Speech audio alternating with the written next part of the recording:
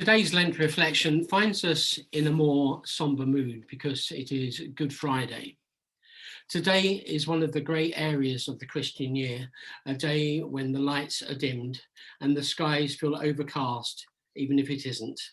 A day when theologians and poets feel as heavy as if a veil is drawn over heart and mind. An inexplicably sad day. We resist the grey areas. We prefer to see everything in black and white.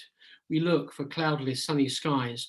We try not to read between the lines, throw in a bright colour or two to try and enliven the scene.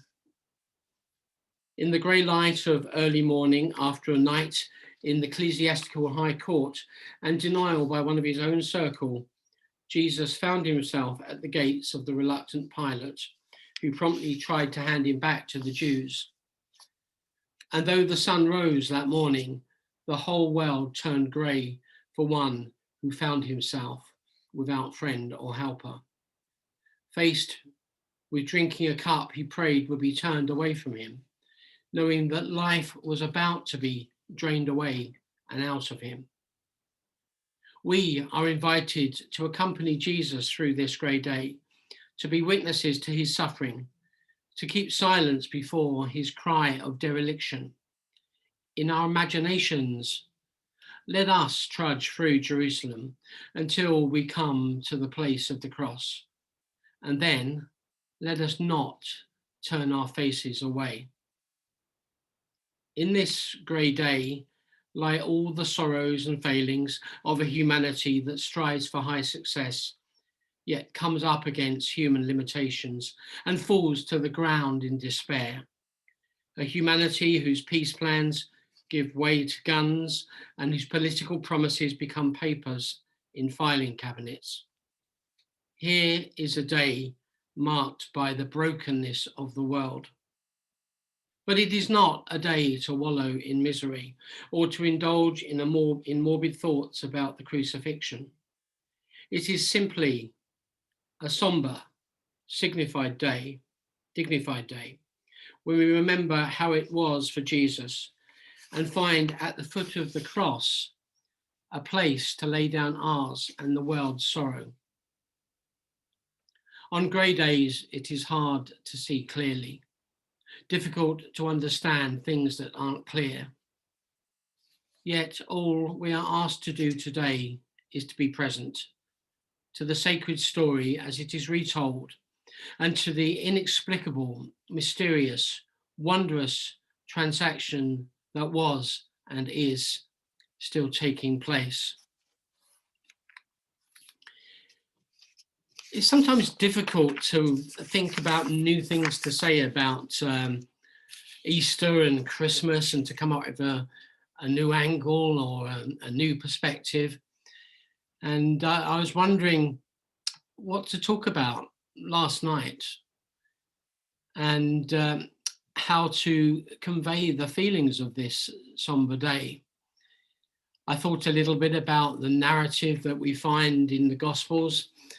I thought about some of the people that we encounter in the narratives in the Gospels and how they interact with Jesus. And the one I was struck by was the thief on the cross. Of course, there was a thief either side of Jesus being crucified at the same time. The one would have nothing to do with Jesus.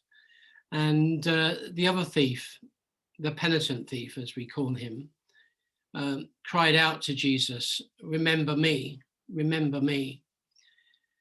And it just struck me that there was that person crying out for rescue in his need, just with a few words, nothing special, no prayers of penitence, and that we read about in our evangelism classes, that the person is supposed to say these set words to be saved. He just said, "Remember me, remember me." And Jesus turns to him and he does. It just seems to reveal to me that no one is beyond the scope of God's mercy and love and compassion.